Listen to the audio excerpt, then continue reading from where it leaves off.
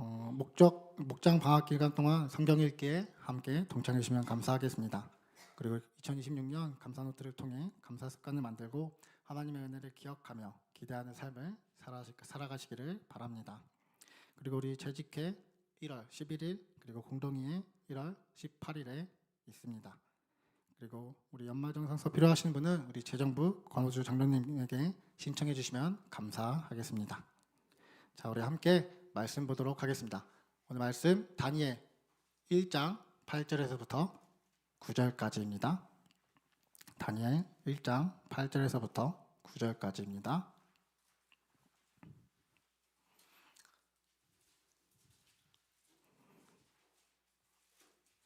우리 말씀이 짧으니 우리 같이 한 목소리로 읽으면 좋겠습니다. 우리 같이 읽어보겠습니다. 시작. 다니엘은 뜻을 정하여 왕의 음식과 그가 마시는 포도주로 자기를 더럽히지 아니하도록 황관장에게 구하니 하나님이 다니엘로 하여금 황관장에게 은혜와 공리를 얻게 하신지라. 아멘. 오늘은 우리 분별력이 있는 신앙으로 함께 말씀을 나누려고 합니다. 자, 제가 이제 한 가지 질문으로 한번 시작해 보도록 해보겠습니다. 자, 길을 건너야 하는데 이제 신호등이 빨간불이에요. 그리고 차도 오지 않고 있어요. 그때 혹시 길을 건너본 적이 다들 있으신가요?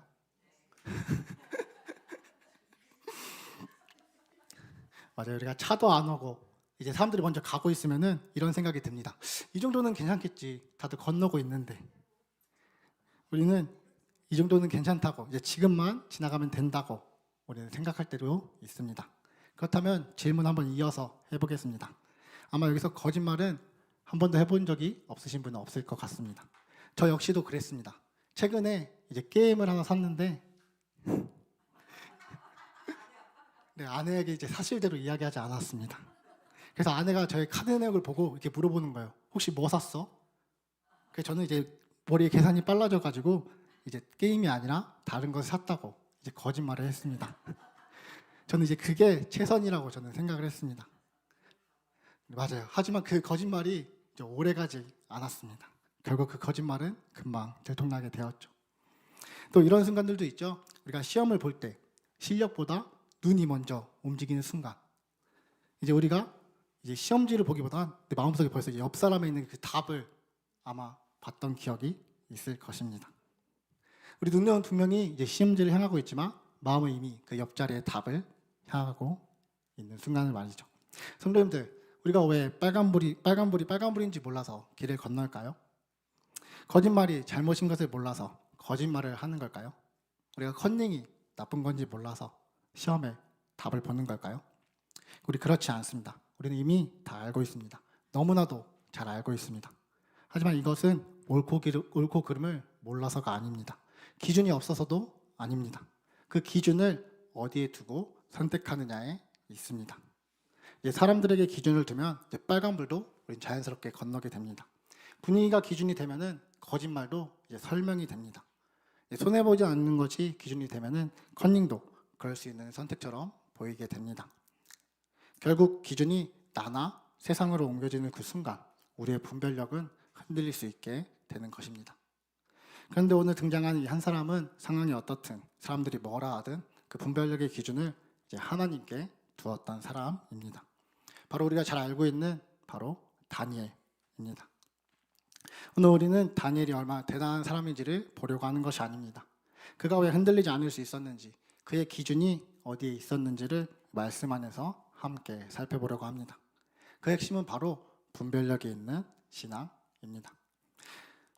자, 성도님들 혹시 분별력 하면 혹시 무엇이 떠오르시나요? 맞아요. 우리 보통은 이렇게 생각합니다. 옳고 그름을 잘 아는 것, 판단을 잘 하는 것. 제가 이거를 이제 중고등부 친구들에게도 물어봤는데 이제 선택을 잘 하는 것이라고 이제 대답을 해주더라고요. 근데 우리가 이 국어 사전을 보면은 이제 옳고 그른 것을 판단하는 능력이라고 이제 설명하고 있습니다. 분별력은 이처럼 옳고 그름이 무엇인지를 아는 능력이라고 볼 수 있습니다. 그럼 여기서 질문을 한번 더 해보겠습니다. 옳고 그름을 아는 것이랑 옳은 선택을 하는 것이랑 같은 걸까요? 맞아요. 우린 가만히 생각해 보면은 우리는 몰라서 실수하는 경우보다 알면서도 다른 선택을 하는 경우가 훨씬 더 많습니다. 빨간불이 무엇인지 몰라서 길을 건너는 사람도 없고, 거짓말이 옳지 않다는 사실을 몰라서 하는 사람도 없고, 컨닝이 잘못인 것을 몰라서 답을 보는 것도 아니죠. 근데 우리는 흔들립니다. 알고 있는데도 선택이 달라질 때가 있습니다. 우리는 왜 알면서도 선택이 달라질까요? 성도님들, 사실 모든 사람은 이제 자기만의 기준을 가지고 살아갑니다. 아이들도 기준이 있고, 어른들도 기준이 있고, 예수님을 믿는 사람도, 예수님을 믿지 않는 사람도 마찬가지입니다. 차이는 이것입니다. 기준이 있느냐 없느냐가 아니라 그 기준이 어디를 향하고 있느냐입니다. 자, 이걸 한 가지 그림으로 생각해 볼 수 있습니다. 분별력은 나침반과 같은데요. 길을 가다가 방향이 헷갈릴 때 사람들은 나침반을 보게 됩니다. 왜 나침반을 볼까요? 뭔가 옳은 길로 가기 위해서 이렇게 보겠죠? 맞아요. 우리가 방향을 선택할 때 내 느낌 말고 이제 변하지 않는 그 기준을 보기 위해서 우리는 나침반을 보게 됩니다. 근데 만약 나침반이 사람 기분에 따라 달라지고 상황에 따라 북쪽이 오른쪽으로 바뀌고 왼쪽으로 바뀐다면은 그거 나침반일까요? 맞아요. 그거는 그냥 고장난 나침반이겠죠. 길을 잃게 만드는 도구가 됩니다. 우리의 삶의 분별력도 그렇습니다. 기분에 따라 그리고 사람들의 시선에 따라 손해를 피하려는 그 마음에 따라 움직이면은 그것은 우리의 기준이 흔들리고 있는 모습입니다. 그렇다면 우리 여기서 자연스럽게 이 질문 앞에 서게 됩니다. 다니엘의 분별력은 과연 무엇이 달랐을까요? 그는 무엇을 기준으로 선택을 했을까요? 자, 정답부터 말하자면 다니엘의 기준은 자기의 생각이 아니라 정확하게 하나님께 향해 있었습니다. 다니엘이 가진 이 분별력이란 나침반은 항상 한 방향만을 가리키고 있었습니다. 사람도 아니었고 상황도 아니었고 오직 하나님이었습니다. 우리 한번 다니엘 1장 8절을 한번 같이 읽어봤으면 좋겠습니다. 같이 읽겠습니다. 시작. 다니엘은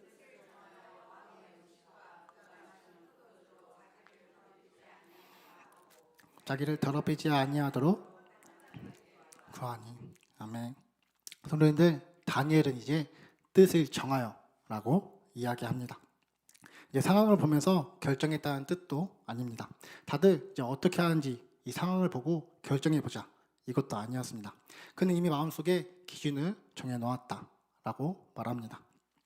그래서 선택의 순간이 왔을 때 다니엘은 흔들리지 않았습니다. 이미 정해진 그 기준대로 그대로 선택했을 뿐입니다. 그리고 여기서 한 걸음 더 나아갑니다. 다니엘은 마음속으로 이제 뜻을 정한 것이 아니라 그 결단을 행동으로 옮기게 됩니다. 우리 한 번 더 8절을 같이 한번 읽어보겠습니다. 시작. 뜻을 정하여 왕의 음식과 그가 마시는 포도주로 자기를 더럽히지 아니하려 하고 자기를 더럽히지 아니하도록 환관장에게 구하니. 아멘. 자기를 더럽히지 아니하도록 환관장에게 구하니. 다니엘은 자기 마음대로 행동할 수 있는 위치에 있지 않았습니다. 그는 포로였고 그리고 왕 명령 아래 있던 사람이었습니다. 근데 그는 몰래 행동하지 않았습니다. 규칙도 어기지 않았습니다. 자기 자신이 정한 그 기준을 가지고 책임자였던 환관장에게 정식으로 요청합니다. 이 신앙의 결단은 마음속 다짐에서 멈추지 않고 불안함과 위험이 따르더라도 그 삶의 자리에서 행동으로 이어지게 됩니다. 이제 그 다니엘이 처했던 그 상황을 잠깐 보도록 하겠습니다. 우리 다니엘 1장 1절과 2절 말씀도 한번 같이 읽어보겠습니다. 시작. 여호야김이 다스린 지 3년이 되는 해에 바벨론 왕 느부갓네살이 예루살렘에 이르러 성을 내었었더니 주께서 유다 왕 여호야김과 하나님의 전 그릇 얼마를 그의 손에 넘기심에 그가 그것을 가지고 그들의 신의 보물 창고에 두었더라. 성도님들, 이제 바벨론은 하나님을 믿는 나라가 아니었습니다. 왕이 기준이었고 왕의 말이 곧 법인 나라였습니다. 바벨론 왕은 포로로 끌려온 사람들 중에 똑똑하고 그리고 건강하고 이제 외모도 우리 뒤에 목사님처럼 되게 멋있고 이제 말도 되게 잘하는 사람들만 뽑았습니다. 그리고 이제 그들에게 왕이 먹는 최고 음식과 이제 포도주를 먹게 하고 3년 동안 교육을 시켜 왕궁의 중요한 자리를 세우라고 명령까지 합니다. 자, 이걸 지금 우리 상황을 바꿔보면 이것입니다. 누가 우리에게 찾아와서 3년 동안 먹고 자는 것은 걱정하지 마. 실력 있는 사람들만 붙여주고 제대로 가르쳐줄게. 그리고 3년만 잘 버티면은 너의 앞길을 내가 보장해줄게. 자, 성도님들, 이거 솔직히 엄청난 제안이죠? 이제 현실적으로 생각하면은 이제 거절하기 쉽지 않은 조건입니다. 이 바벨론 왕이 다니엘에게 준 제안이 딱 이런 느낌입니다. 이 왕의 음식은 그냥 밥이 아니라 왕이 책임져 주는 삶이었고 3년의 교육은 그냥 공부가 아니라 성공이 보장된 코스였습니다. 그런데 다니엘은 이 조건 앞에서 거절했습니다. 왜 거절했을까요? 네, 맞아요. 왕의 음식은 이제 물과 채소를 빼고는 다 우상에게 바쳤던 음식이고 하나님이 말씀하신 그 정결의 그 기준과 맞지 않았기 때문입니다. 자, 성도님들, 다니엘은 이게 얼마나 좋은 조건인지 몰라서 거절을 했을까요? 아니죠. 너무 잘 알았습니다. 먹으면 편해지고 앞길도 훨씬 더 쉬워질 것을 알았습니다. 그럼에도 다니엘의 기준은 분명했습니다. 왕의 명령이 아니라 하나님의 말씀이었습니다. 다니엘의 삶을 책임지시는 분은 바벨론 왕이 아니라 하나님이었기 때문입니다. 이제 말씀을 조금 더 보면은 다니엘과 그 친구들은 채소와 물만 먹게 됩니다. 그리고 그 열흘이 지나 왕의 음식을 먹은 소년들과 비교를 해보게 되죠. 이 결과는 어떻게 됐을까요? 이제 다니엘의 친구들의 그 얼굴을 보니 그 친구들 얼굴이 더 좋아 보였고 살도 윤택해졌습니다. 자, 이건 우연일까요? 네, 우연이 아닙니다. 하나님 말씀이 기준이 되었을 때 하나님께서 그의 삶을 책임지신다는 증거였습니다. 다니엘과 친구들은 편한 상황에 있지 않았습니다. 이방 나라에 포로로 끌려온 상태였죠. 왕의 눈에 잘 보여도 겨우 살아남을 수 있는 상황이었습니다. 그런데 그런 상황 속에서 왕의 명령을 거절한다는 것은 아주 위험한 선택이었습니다. 포로 신분으로 왕의 말을 거절한다는 게 이들은 얼마나 두려웠을까요? 조금만 융통성 있게 넘기면은 아무 문제 없이 지낼 수도 있었습니다. 그런데 다니엘은 그렇게 하지 않았습니다. 하나님 말씀 앞에서 타협하지 않았습니다. 자, 여기서 만약 다니엘이 다른 사람들과 똑같이 이 왕의 음식을 먹었다면은 사람들이 무엇이라고 했을까요? 하나님 믿는다더니 너 우리랑 똑같네. 너 특별한 거 하나도 없네. 이런 말 하지 않았을까요? 기독교인이 세상과 구별되지 않는다면은 사람들이 이렇게 말할지도 모릅니다. 아, 너가 교회 다니는 사람이었어? 너가 기독교인이었어? 이제 신앙이 삶에 드러나지 않으면은 하나님을 드러낼 수 없습니다. 말로는 하나님이라고 말해도 우리의 삶에는 보이지 않을 수도 있습니다. 근데 다니엘은 달랐습니다. 말이 아니라 삶으로 하나님을 드러냈습니다. 그리고 하나님은 그의 선택을 그냥 두지 않으셨습니다. 하나님은 왕의 말보다 하나님 말씀으로 기준을 삼은 이 다니엘과 그의 친구들을 보시고 그들에게 하나님의 지혜를 주십니다. 그 나라에 있는 모든 인재들 중에서 가장 뛰어나게 하십니다. 하나님을 알지 못하고 우상을 섬기던 이방 나라 그 한가운데서 다니엘을 통해 하나님의 위대하심을 드러내신 것입니다. 이제 말씀이 여기서 한 걸음 더 나아갑니다. 우리 다니엘 1장 17절 말씀을 우리 한 번 더 같이 읽어보겠습니다. 시작.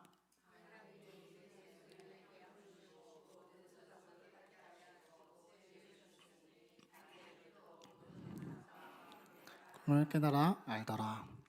말씀은 지혜 주시는 분이 하나님이라고 분명하게 이야기합니다. 이제 말씀에서 이제 왕이 꿈을 꾸는데 그 꿈을 누구도 맞추지 못합니다. 마술가, 주술가, 점성가, 그리고 그 나라의 가장 똑똑한 사람들도 아무도 그 답을 내놓지 못합니다. 그때 유일하게 다니엘만 답을 이야기합니다. 그리고 다니엘은 그 왕의 꿈을 해석하기 전에 왕에게 아주 분명하게 이야기합니다. 우리 한번 다니엘 2장 27절, 28절 우리 세 번역으로 우리 한번 더 같이 한번 읽었으면 좋겠습니다. 시작. 다니엘이 왕에게 대답하였다. 임금님 물으신 비밀은 어떤 지혜를 주술가나 마술사나 점성가도 임금님께 알려드릴 수 없습니다. 비밀을 알려주시는 분은 오직 하늘에 계신 하나님뿐이십니다. 하나님은 느부갓네살 임금님께 앞으로 말하느라 있습니다.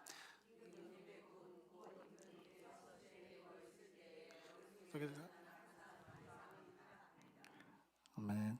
자, 다니엘은 자기가 얼마나 뛰어난지 말하지 않습니다. 그의 지혜를 자랑하지 않습니다. 다니엘의 목적은 분명했습니다. 자신을 드러내는 것이 아니라 하나님을 드러내는 것이었습니다. 그래서 그는 계속해서 이렇게 이야기합니다. 이건 저의 능력이 아닙니다. 하나님께서 알게 하신 것입니다. 라고 말이죠. 자, 그 결과 어떻게 됐을까요? 이 왕이 다니엘을 보고 이렇게 이야기합니다. 우리 한번 더 다니엘 2장 47절 세 번역 한번 같이 읽어보겠습니다. 시작. 왕이 다니엘에게 말하였다. 그들의 하나님은 겉으로 모든 신에 으뜸하는 신, 모든 가운데 으뜸가는 군주이시다. 그대가 이 비밀을 드러낼 수 있었으니 과연 그대 하나님은 비밀을 드러내시는 분이시다. 아멘. 이제 왕은 하나님을 찬양합니다. 자, 오늘 말씀은 하나님을 믿으면 다니엘처럼 성공한다 이 말을 하려는 게 아닙니다. 또 다니엘처럼 잘 믿으면 사람들에게 인정받는다 이 이야기도 아닙니다. 오늘 우리가 다니엘의 삶을 통해 보려는 것은 그가 어떤 기준으로 살았는가 하는 점입니다. 다니엘의 삶의 목적은 자신이 높아지는 것이 아니라 하나님만이 높이를 받는 것이었습니다. 하나님께서는 하나님을 모르는 이방 나라 그 바벨론 한가운데서 다니엘을 통해 놀라운 계획을 드러내셨습니다. 이게 바로 다니엘의 분별력을 향하고 있던 그 방향이었고 하나님을 기준으로 살아간 그 신앙의 모습이었습니다. 성도님들, 다니엘은 어떻게 이렇게 분별력 있는 삶을 살아갈 수 있었을까요? 이제 그 답은 다니엘 하면 가장 먼저 떠오르는 사건, 사자굴 사건에서 우리는 분명하게 알 수 있습니다. 이제 다니엘을 질투하던 총리들과 고관들은 이제 다니엘의 그 문제점을 아무리 찾아도 그 잘못이나 허물을 찾지 못했습니다. 결국 다니엘의 그 신앙을 문제 삼기로 시작하죠. 그래서 왕에게 이런 명령을 내리게 합니다. 우리 다니엘 6장 7절 우리 하반절만 한번 같이 읽어보겠습니다. 시작. 왕이여 그것은 곧 이제부터 30일 동안에 누구든지 왕 이외에 어떤 신에게나 사람들에게나 무엇을 구하면 사자굴에 던져넣기로 한 것이다. 자, 이들은 알고 있었습니다. 다니엘이 매일 하나님께 기도하는 사람이라는 것을 말이죠. 그래서 그 기도를 끊게 만들려고 한 것입니다. 근데 다니엘은 이 명령을 보고 나서도 늘 하던 대로 하나님께 무릎 꿇고 기도합니다. 결국 다니엘은 사자굴에 던져지게 되지만 하나님은 그 다니엘을 상처가 하나 없이 걸어 나오게 하십니다. 성도님들, 다니엘은 그날 처음으로 기도한 게 아니었습니다. 다니엘은 매일 하루에 3번씩 아침, 점심, 저녁으로 하나님께 기도하는 사람이었습니다. 왜 매일 이렇게 기도했을까요? 이제 다니엘은 잘 알고 있었습니다. 사람이 가만히 있으면 자연스럽게 하나님께서 멀어진다는 것을 말이죠. 자, 우리도 그렇죠. 오늘 말씀 듣고 기도했는데 내일은 또 쉽게 짜증내고 말투가 거칠어지고 하나님 생각은 점점 더 흐려지게 됩니다. 우리는 아무것도 하지 않으면 제된 본성 쪽으로 우리는 자연스럽게 흘러가게 됩니다. 이제 그 기도가 다니엘을 하나님께 붙들어 주었고 내 생각이 아니라 하나님의 말씀으로 가득 차게 하여 그 참된 분별력을 갖게 했습니다. 그래서 분별력은 한 번의 결단으로 생기는 것이 아니라 매일 하나님께 나아가 기도로 지켜지는 것입니다. 그런데 저는 이제 중고등부 친구들에게 이런 이야기를 종종 합니다. 금요 기도에 같이 나와서 기도했으면 좋겠다. 근데 그 이유는 기도에 나오면은 우리 친구들이 더 잘 믿게 되어서도 아닙니다. 특별해지기 위해서도 아니죠. 이제 아이들은 가만히 두면은 생각보다 빠르게 이제 신앙이 흐려지기 때문입니다. 하루 이틀만 지나도 그들의 기준이 이제 자기 쪽으로 옮겨지기 때문이죠. 그래서 일부러 이제 시간을 정해 하나님 앞으로 다시 서게 하는 것입니다. 내 생각이 아니라 하나님의 말씀으로 하나님의 그 말씀을 다시 듣게 하기 위해서이죠. 자, 이 이야기는 중고등부 친구들에게만 해당되는 말이 아닙니다. 우리도 마찬가지입니다. 우리가 겉으로는 괜찮아 보일 수도 있습니다. 말씀도 있고 예배도 드리고 신앙의 모양은 유지할 수도 있습니다. 근데 우리 마음의 기준은 조금씩 다른 쪽으로 옮겨질 수도 있습니다. 그래서 다니엘이 매일 이 기도의 자리로 돌아갔던 것처럼 우리도 그렇게 의도적으로 하나님 앞으로 나아가야지 분별력을 지킬 수 있습니다. 저 역시 기준이 분명하지 않을 때가 있습니다. 피곤하고 생각이 많고 문제 앞에 서 있으면은 기도 자리에 서 있어도 마음을 딴 데 갈 때가 있었죠. 그러다 보니 문제 앞에서 더 쉽게 흔들리고 사람들 말에 더 예민해지고 하나님의 생각은 점점 더 뒤로 물러나게 되더라고요. 그럴 때 다시 한 번 더 하나님 앞에 찬양하고 말씀 듣고 기도하는 그 순간 속에서 내 기준이 아니라 하나님의 기준이 다시 앞에 서게 됩니다. 성도님들, 요즘 세상은 이렇게 이야기합니다. 옳고 그름의 기준은 너 자신이야. 너가 옳다고 느끼면은 그게 옳은 것이야. 그렇다면 우리 오늘 말씀 앞에서 우리 자신에게 이 질문을 남겨보게 됩니다. 내 옳고 그름의 기준은 어디에 있나요? 내 생각의 기준은 어디에서 나오나요? 나는 내 생각보다 하나님의 말씀을 더 신뢰하며 살아가고 있나요? 세상은 이야기합니다. 내 인생의 주인은 나다. 그러나 그리스도인은 고백합니다. 내 삶의 주인은 하나님이시다. 우리 옆 사람과 한번 이렇게 인사해 볼까요? 우리의 주인은 하나님이십니다. 뒷사람과도 이렇게 인사해 보겠습니다. 우리의 주인은 하나님이십니다. 아멘. 세상은 말합니다. 나를 힘들게 하면은 손절해라. 똑같이 갚아줘라. 그러나 성경은 이야기합니다. 용서해라. 사랑해라.